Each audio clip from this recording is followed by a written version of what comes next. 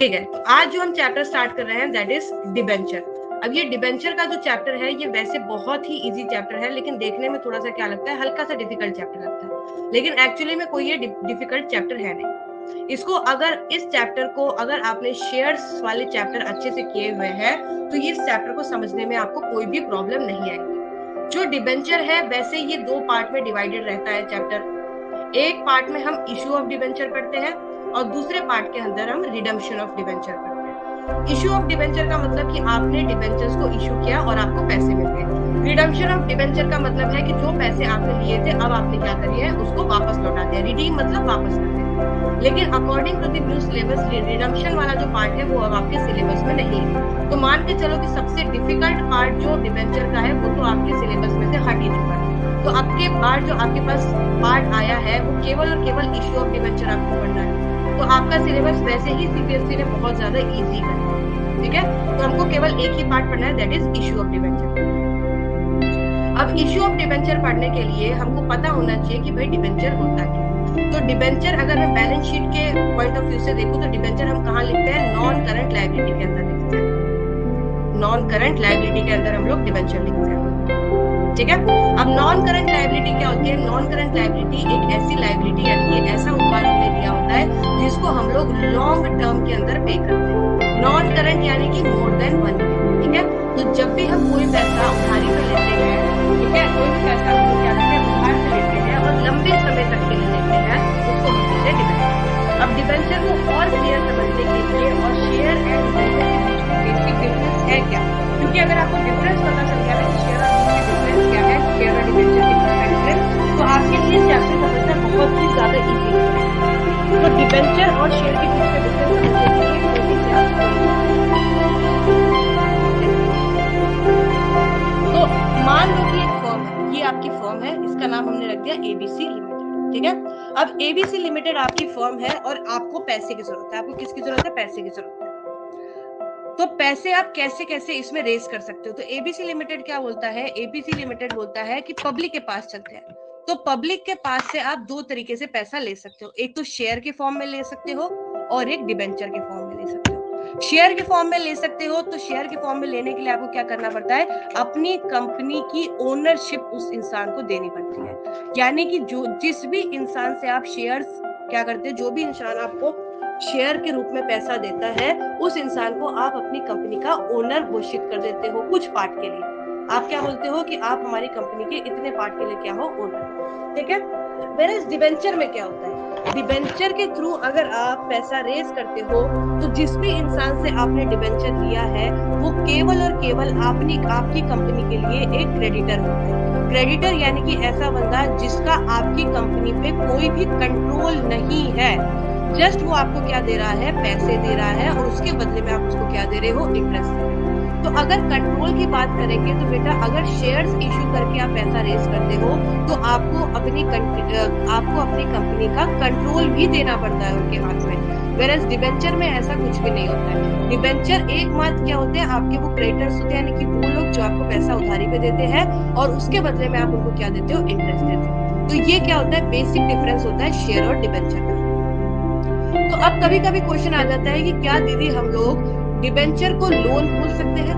Loan बोल सकते हैं डिबेंचर को? तो इसके लिए भी आपको छोटा सा कॉन्सेप्ट बताना चाहिए कि आप मान लो कि आपकी अकेले कंपनी हो, XYZ कंपनी हो और आप किसके पास गए? आप गए बैंक के पास और आपने बैंक से बोला कि मेरे को आप क्या करो? क्या करो? बैंक ने बोला कि भाई हम आपको लोन नहीं दे पाएंगे। तो आप किसके पास चले जाते हो? अब सेकंड ऑप्शन क्या आ गया कि आप चले जाओगे पब्लिक के पास और पब्लिक से आप बोलोगे कि भाई पब्लिक मेरे को आप लोन दे। तो पब्लिक क्या बोलेगी? आप क्या करो? लोन दे। लेकिन भाई थोड़ा सा तो काम करना पड़ेगा कि बैंक से लिया कि पब्लिक से लिया, कैसे डिफरेंशिएट करें। तो इसकी वजह से अगर कोई भी पैसा आपने पब्लिक से ऐसा लोन लिया हुआ है तो उसको हमने नाम दिया डिबेंचर। अब पता नहीं समझ रहे हो क्या प्रॉब्लम आती है?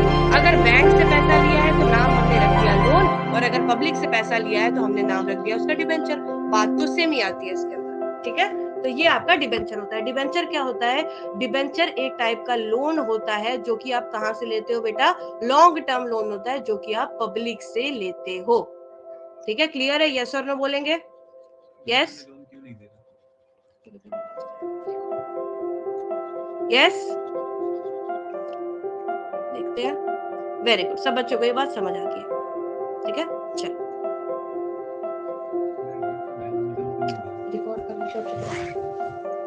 चलो अब नेक्स्ट पार्ट समझते हैं। जैसे कि शेयर्स में हमने देखा था कि एक बंदा आपको एक बार में पूरे पैसे नहीं देता है, वैसे डिबेंचर को भी हम ऐसे ही करते हैं।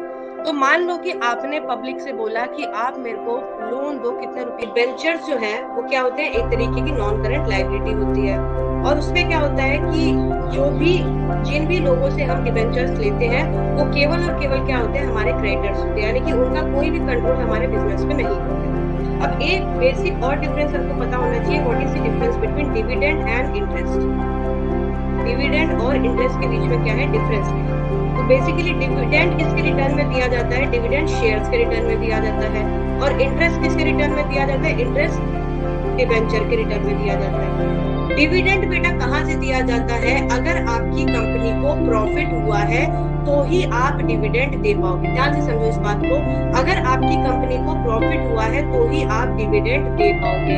वेयरएज डिबेंचर में क्या होता है कि आपकी कंपनी को चाहे प्रॉफिट हुआ हो चाहे आपकी कंपनी को लॉस हुआ हो, इट इज कंपल्सरी ऑब्लिगेशन कि आपको इंटरेस्ट पे करना ही करना है। तो डिविडेंड एक ऑप्शनल सिचुएशन होती है जहाँ पे आपके पास सफिशिएंट प्रॉफिट अगर अवेलेबल है तो आप डिविडेंड दे सकते हो शेयर होल्डर्स को, लेकिन यहाँ पे कोई भी कंडीशन नहीं होती है।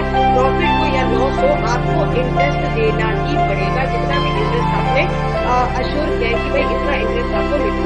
ठीक है, और इंटरेस्ट इसका पता कैसे चलता है, हम कैसे देते हैं 15% डिबेंचर या फिर 10% डिबेंचर। तो इसका मतलब क्या होता है, 15% 10% का मतलब क्या होता है कि जितना भी अमाउंट है उसका इतना परसेंटेज एज इंटरेस्ट आप देते हैं। ठीक है, तो डिविडेंड और इंटरेस्ट में क्या अंतर होता है कि डिविडेंड को हम प्रॉफिट में से ही पे करते हैं, यानी कि हमारे पास अवेलेबल प्रॉफिट होगा, सफिशिएंट प्रॉफिट होगा तो ही हम इंटरेस्ट दे पाएंगे, सॉरी डिविडेंड दे पाएंगे। वेयरएज इंटरेस्ट हमको चाहे प्रॉफिट हो चाहे लॉस हो हमको पे करना ही करना पड़ता है।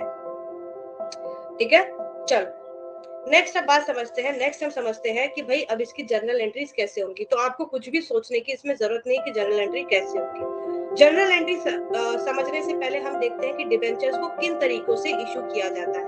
तो डिबेंचर्स को जो है बेसिकली 3 तरीकों से बेटा इशू किया जाता है। पहला, डिबेंचर्स को एट पार इशू कर सकते हैं, यानी कि जितनी वैल्यू है उसी वैल्यू पे हम इसको इशू करेंगे। दूसरा, डिविडेंड जो है वो एट प्रीमियम भी इशू हो सकते हैं, यानी कि जितनी वैल्यू है उससे ज्यादा पे हमने इशू कर दिए हैं। और डिबेंचर्स को एट डिस्काउंट भी किया जाता है।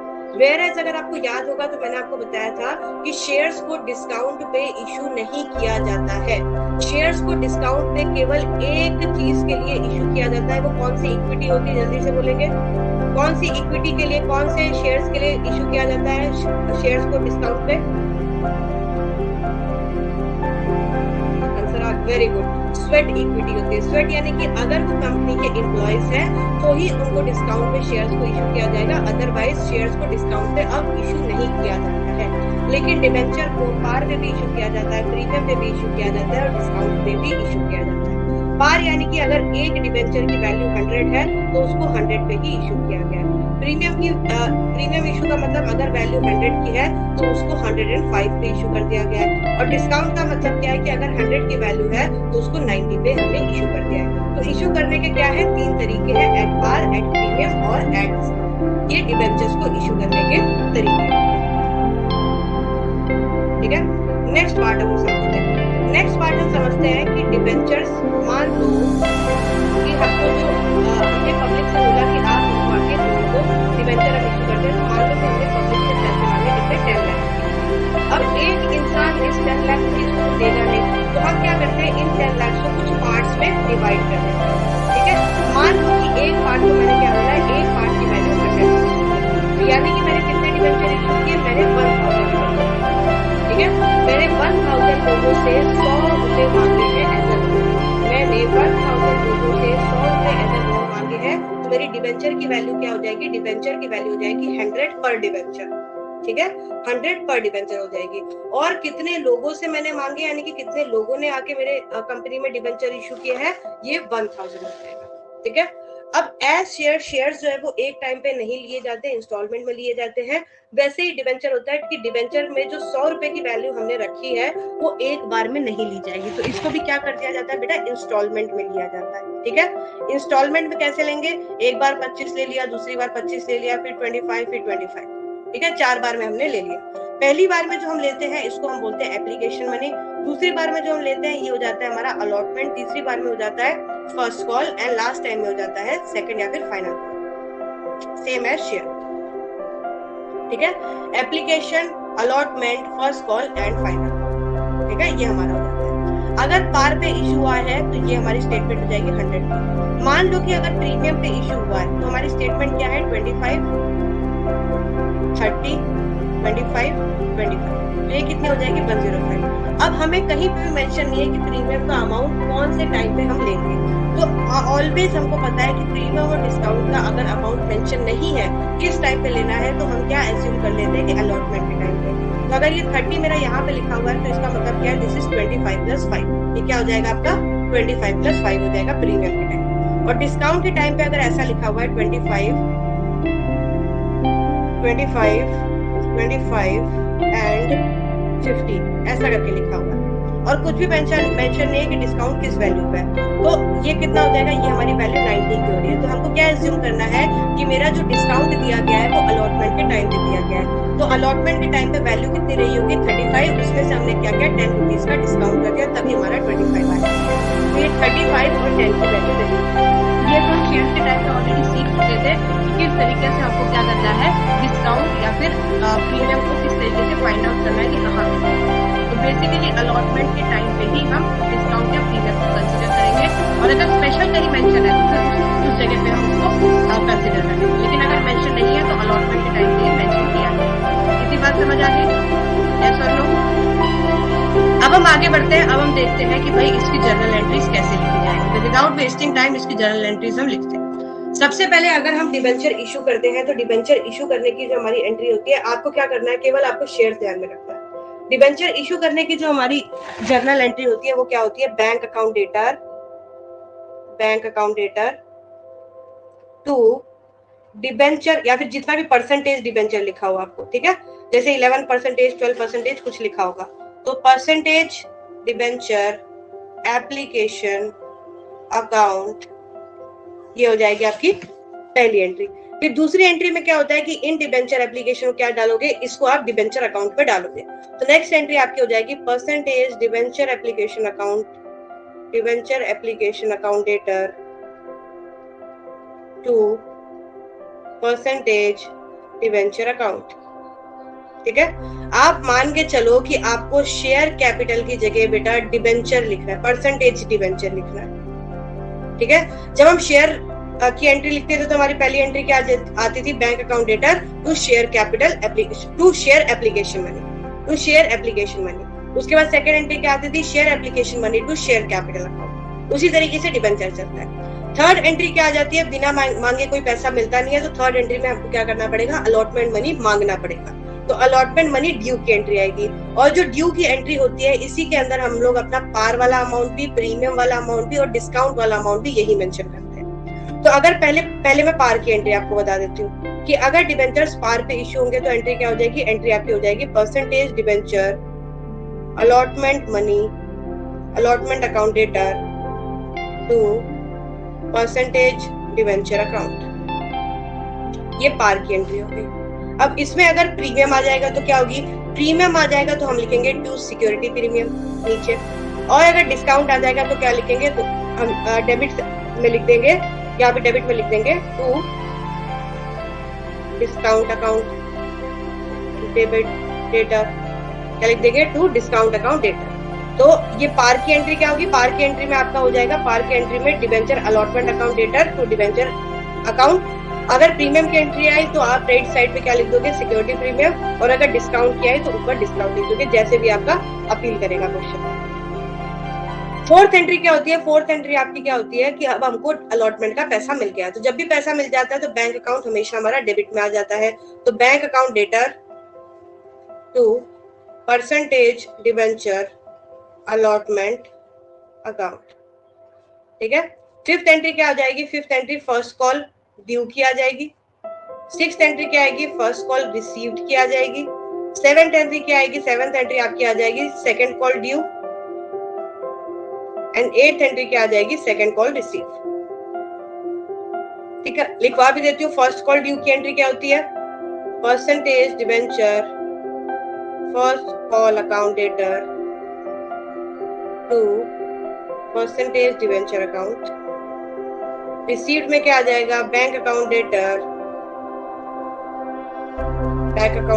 To percentage debenture first call account. ठीक है, अब सेकंड कॉल के टाइम पे जहां जहां पे आपने फर्स्ट कॉल लिखा है वहां पे आप क्या लिखोगे? सेकंड कॉल लिखोगे। तो आपको कुछ भी याद रखने की जरूरत तो यहाँ पे है ही नहीं। केवल आपको एक चीज याद रखनी है कि जहां जहां पे आप शेयर्स की बात करते थे वहां पे आप डिबेंचर की बात करोगे। बाकी जर्नल एंट्री में बेटा कोई भी डिफरेंस नहीं है। केवल एक ही डिफरेंस है कि आपको कभी कभी डिबेंचर के टाइम पे डिस्काउंट का ऑप्शन दे दिया जाएगा जो कि शेयर्स में नहीं दिया जाता था। ये बात क्लियर हो गई है कि नहीं क्लियर हो गई है? बताओ।